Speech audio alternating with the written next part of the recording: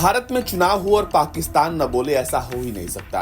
अब भारत में लोकसभा चुनाव से पहले सत्तारूढ़ पार्टी और प्रधानमंत्री नरेंद्र मोदी पर निशाना साधते हुए पाकिस्तान के प्रमुख मीडिया आउटलेट द डॉन में एक आर्टिकल छपी। ये आर्टिकल प्रधानमंत्री नरेंद्र मोदी की आलोचना करते हुए थी और इस आर्टिकल में हीरो बने हैं भारत के ध्रुव राठी, नेहा सिंह राठौर, रवीश कुमार और कई लोग। अब इन कई लोगों के हवाले से जो डॉन ने रिपोर्ट छापी है वो बहुत मजेदार है। इस रिपोर्ट में कहा गया है कि एक बार फिर से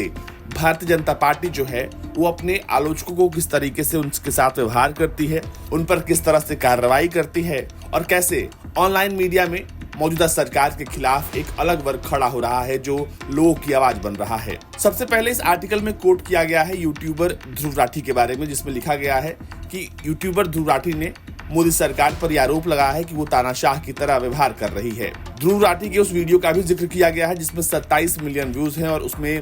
उन्होंने सरकार की आलोचना की है, एजेंसियों की आलोचना की है और कहा गया है कि ऑपोजिशन को जानबूझकर टारगेट किया गया, किसान आंदोलन को जानबूझकर दबाया गया। अब इसमें बारी आती है दूसरे नंबर पर नेहा सिंह राठौर की। नेहा सिंह राठौर के बारे में भी बात किया गया है यहाँ पर और कहा गया है कि उन्होंने भी सरकार पर सवाल उठाए हैं। उन्होंने रोजगार, इन्फ्लेशन, इलेक्टोरल बॉन्ड और सरकार की नीतियों की आलोचना की तो उन पर कई केस कर दिए गए और अब वो मौजूदा वक्त में जो पैसा कमाती हैं यूट्यूब से, वो सारा पैसा वो उस केस लड़ने में गवा देती हैं। इस आर्टिकल को पढ़ते हुए अगर आप नीचे आएंगे तो आपको उसमें एक और बयान दिखाई देगा जिसमें कोट किया गया है कि ध्रुव राठी ने रॉयटर्स को जर्मनी में बताया कि मौजूदा वक्त में देश के लोग ट्रेडिशनल मीडिया में अपना भरोसा खो चुके हैं, वो अखबारों और टीवी चैनल्स में यकीन नहीं रखते हैं, अब वो ऑनलाइन मीडिया पर ज्यादा भरोसा करते हैं। अब इस पूरे आर्टिकल पर प्राइम मिनिस्टर ऑफिस की तरफ से कमेंट के लिए भी बात कही गई है जिसमें कहा गया है कि पीएमओ की तरफ से कोई भी कमेंट इस पूरे मसले पर नहीं दिया गया है।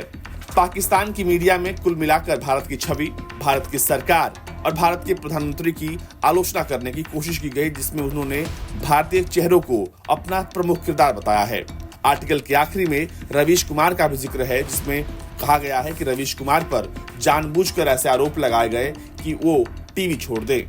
रवीश कुमार के बारे में लिखा गया है कि वो एक पॉपुलर पॉलिटिकल कमेंटेटर है, उनका खुद का यूट्यूब चैनल है जहां पर तकरीबन 15 मिलियन सब्सक्राइबर्स हैं। उन्हें ऑनलाइन धमकियां दी जाती हैं, उन्हें जान से मारने की धमकी दी जाती है। ये सब इसलिए होता है क्योंकि वो सरकार की आलोचना करते हैं। रवीश कुमार के फेवरेट शब्द गोदी मीडिया के बारे में भी इस पूरे आर्टिकल में जिक्र किया गया है और कहा गया है कि उन्होंने एनडीटीवी तब छोड़ दी जब अडानी ग्रुप ने साल 2022 में एनडीटीवी को टेक ओवर किया, तब उन्होंने इस ग्रुप को छोड़ दिया और वो अपना खुद का यूट्यूब चैनल चलाने लगे। इसके अलावा इस पूरे आर्टिकल में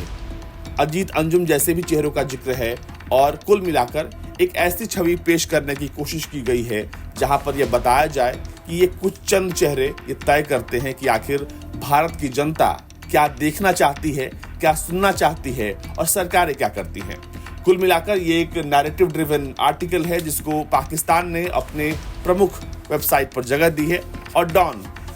हर वक्त या कह लें कि समय समय पर ऐसे आर्टिकल्स छापता है जिसमें वो भारत की छवि खराब कर सके, भारत की सरकार को लेकर वो उन पर हमलावर हो सके। पर भारत की जनता ने मन बना लिया और आज भारत में पहले चरण में वोटिंग हो रही है और भारत के सबसे बड़े लोकतंत्र के सबसे बड़े पर्व की शुरुआत हो चुकी है। ब्यूरो रिपोर्ट, भारत तक।